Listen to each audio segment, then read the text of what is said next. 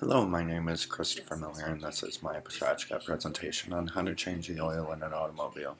Now, I know that's a very broad description, automobile, but oil changes are pretty much all the same, and the differences I will cover in it. So, don't worry about saying, well, I have a Honda. Now, why is an oil change important? An oil change is important because oil is pretty much your car's blood, cleans it, it lubricates it.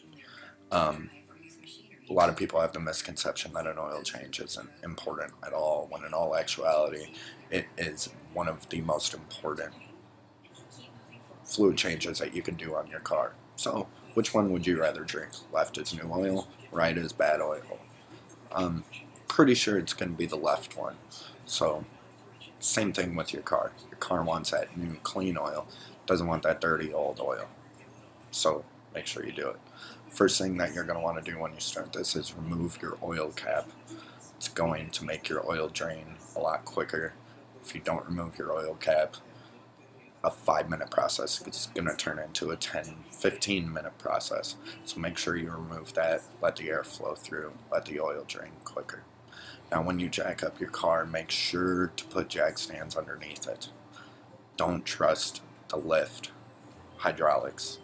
They fail all the time, and you don't want a car falling on top of you. And make sure you chalk your rear wheels too, so your car doesn't roll backwards and yet again you have a car falling on top of you. It's a very bad situation.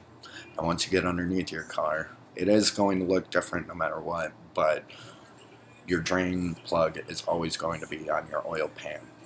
You're going to put a wrench on that. You're going to turn your wrench counterclockwise, so that'll loosen it, and the oil is going to start to drain as soon as you do it. Finish taking the plug out with your hand. You're going to get oil on your hand, but that's alright. You would rather have it on your hand than on your tool. Number one rule of a mechanic, take care of your tools. It's very important. So finish taking the drain plug out with your hand. And also, make sure you have a drain pan.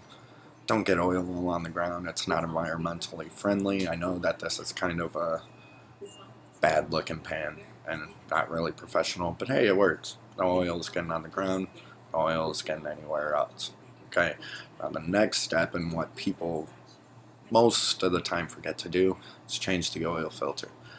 That is very important. If you don't change the oil filter, when your oil starts to cycle through your car, it's going to get in that old dirty oil filter, and now your new oil is all dirty and your oil change was pretty much worthless. The oil filter is most likely going to be in this placement. Remember to always use filter wrench. Most of the time the oil filters are seized on there pretty good. Not going to be able to get it off with your hand. Use a filter wrench. Most filter wrenches look like this. So you just pop it in that little circle, turn it, oil filter comes off. Some cars have a cartridge filter. Now the cartridge filter looks like this, and it's usually up on top of the engine. Some of them are down below, but the majority of them are up on top. And then the cartridge filter, you're only changing that yellow cartridge right there. You're not changing the cap or anything else. It's that yellow one. Now the majority of cars have a canister filter that looks like this. Remember, there will be oil in that filter, so make sure you have the drain pan underneath the oil filter too, because once you start to loosen it, oil is coming out of there because oil is in the filter. So once you do that, you're going to get back on top. You're going to start to put oil in the car. Don't do this.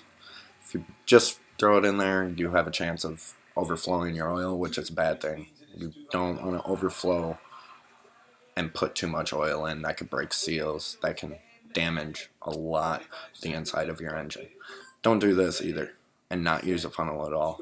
You're going to spill oil all over the place, and that's going to make you freak out, because the next time that your engine heats up, that oil is going to burn off and cause it to smoke. You're going to think your engine's smoking, and it's really not. It's just oil burning off. And also, it's not environmentally friendly. You don't want oil everywhere. This is the perfect way to do it. Use a funnel, hold the funnel, and hold the actual oil can in your hand. You're going to get the perfect amount of oil, which you know how much oil your car takes by looking at it in your owner's manual. Every owner's manual says how much oil. It's usually around 5 quarts. Now, before you start your car, check it with the dipstick. It's going to look like this. You're going to want the oil above the second dot or the full line. Some dipsticks are different, but check it. Make sure it's above that so that when you start your car, you have oil in it. Be sure to do that. Now, before you start your car, replace the cap.